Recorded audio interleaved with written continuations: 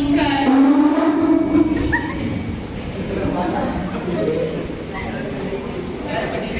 या ट्युशनमधून मला खूप संस्कार मिळाले. एस्पेशली स्वप्नील सरांबद्दल.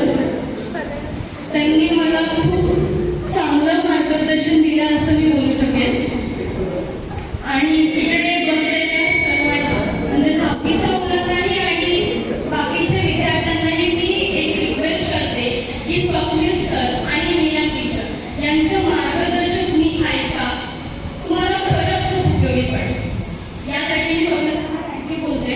आणि नीलम टीचर आमच्या दुसऱ्या आईच आहेत.